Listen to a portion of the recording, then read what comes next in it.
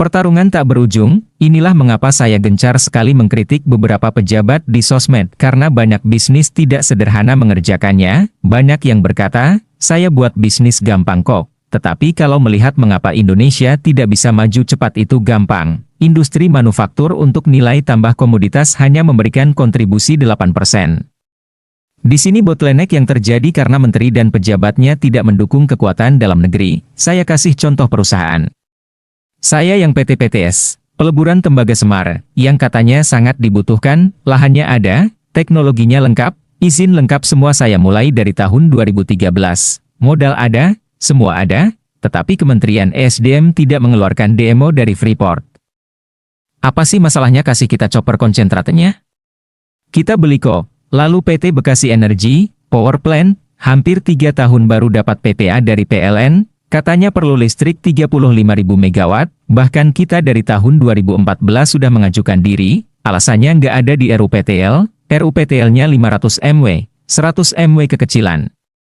Lah perlu listrik masih harus diatur-atur dengan peraturan yang nggak masuk akal, intinya, semua pejabat takut membuat keputusan, alasannya takut KPK, takut BPK, takut di blackmail, jadi banyak pejabat direksi BUMN diam saja, digaji Rp100.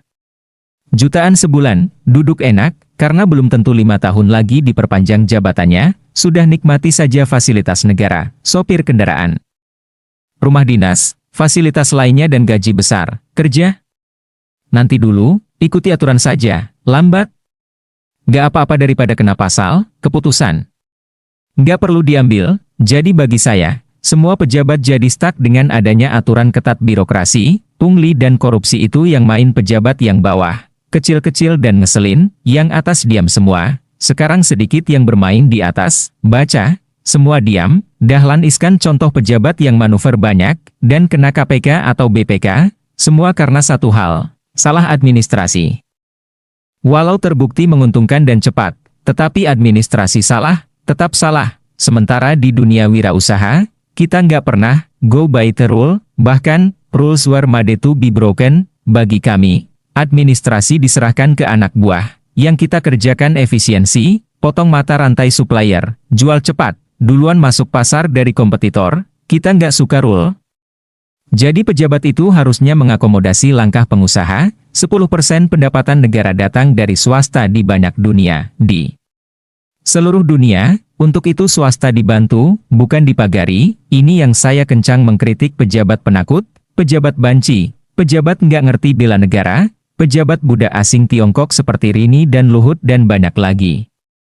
Mereka mainnya di luar, di sini jadi proyek dan terlihat bersih, sementara kita main di dalam, teknologi milik sendiri, mau bukti, PT Laksel Teknologi, Light, perusahaan saya itu punya 2 pekerjaan dari Shell Singapura dan Shell Malaysia memanfaatkan flare gas. Tetapi di Indonesia, di negeri sendiri, satu pun nggak bisa bersaing walau harga setengah dari kompetitor asing karena peraturan perundang-undangan tidak memihak pengusaha lokal. Makanya saya mengkritik ESDM Jonan dan Archandra.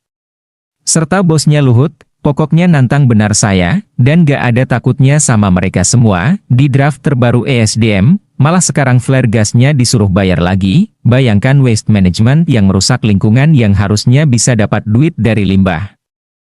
Malah harus bayar. Siapa yang mau ambil?